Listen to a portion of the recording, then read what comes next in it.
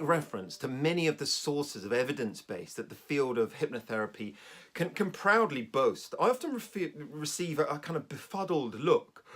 The truth of the matter is that the vast majority of the field of hypnotherapy has never been taught about any of the research that supports many applications of therapeutic hypnosis.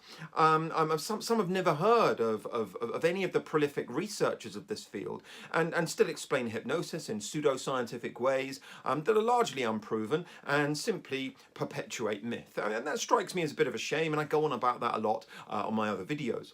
I realise that's not a very uplifting way to open up a video and potentially ostracize myself from swathes of hypnotherapists.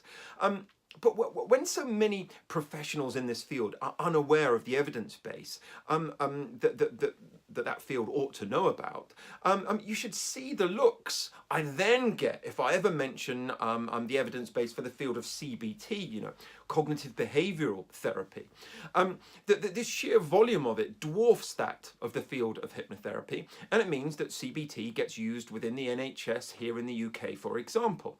And the responses that I tend to get from hypnotherapists, if I ever mention CBT and some of its evidence base, goes something along the lines of, all my clients tell me it didn't work for them. Or most people I see thought CBT was ineffective.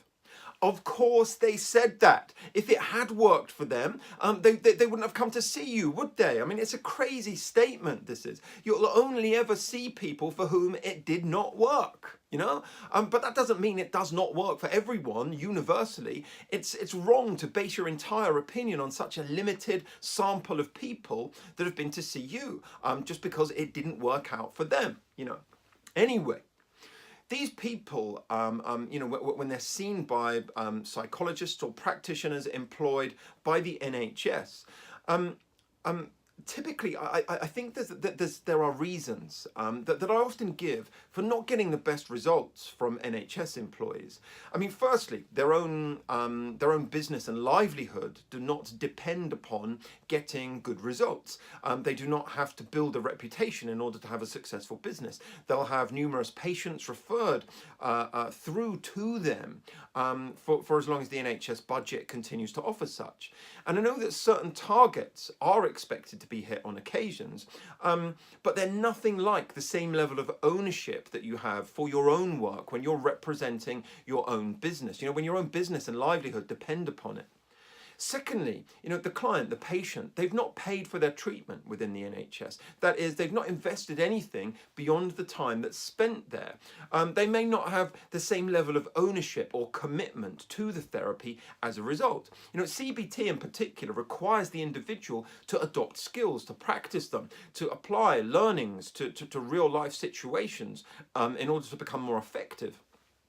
There's less inclination for a patient to do this if they've not paid for it themselves, if they've not invested anything of kind of major value into it, Thirdly, some of the techniques and strategies applied, they're very standardized due to time constraints and limited session times. The collaborative nature of the therapy gets diminished. The working alliance, the relationship between the clinician and the patient is potentially also diminished. And of course, there are exceptions to this. Some people just want to get better and will, of course, invest themselves into the process as much as anyone seeking private services. And for some who cannot afford to seek out a private therapist or a clinician, the NHS may be the only option. And I hasten to add, I'm a huge fan of the NHS, wholly respectful of anyone who chooses to work for them. The vast majority of staff working within the NHS are nothing short of excellence, according to my professional experience.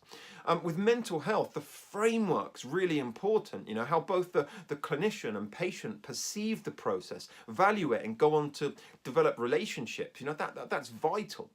However, there's even more to suggest that NHS psychologists may actually be in a worse position to help you, because they are quite likely to be depressed themselves. Now, this sweeping statement, it's according to the Staff Wellbeing Survey that was conducted by the British Psychological Society and the New Savoy Partnership. The the study suggests that half of all NHS psychologists should actually be receiving some sort of treatment themselves, having found high rates of depression within the profession. With CBT in particular, the clinician, the practitioner, the therapist becomes an important role model for the therapy. The techniques are advanced by the clinician being upbeat, appropriately so. And we all know that study upon study upon study shows that efficacy of treatment is raised when there's a good working alliance that has been forged between patient and clinician.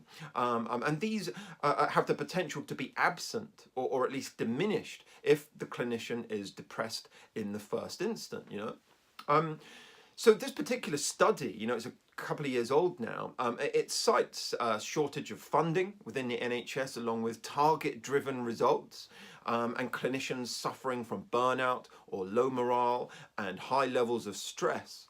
The way the NHS treats its staff and how it introduces policy in order to deal with this. It's not my area of expertise at all. I certainly cannot claim to have the answers to such dilemmas.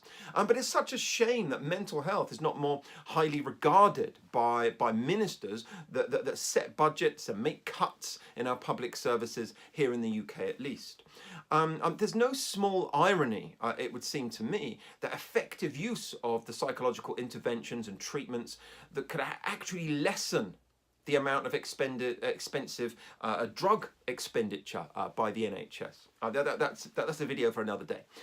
But the reality, therefore, remains that I think when the same techniques and strategies, the same ones, are offered to you by someone in private practice with career autonomy, who wants your success and with whom you have invested money to go, in order to go and work with them, I think it raises the chances of those techniques and those strategies being effective.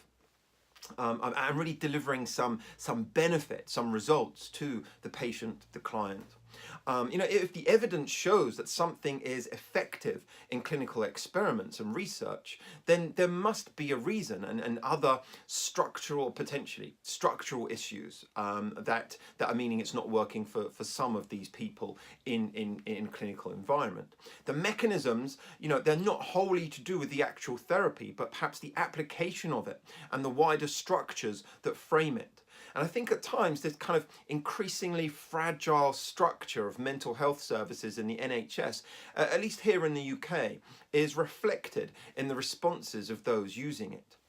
So, let's not just write off an entire modality of therapy just because a bunch of people that you have encountered in your therapy rooms had no success with it, okay? But that's it for today. I'll be back soon. Do subscribe to this channel. Do visit my college website. Follow the links.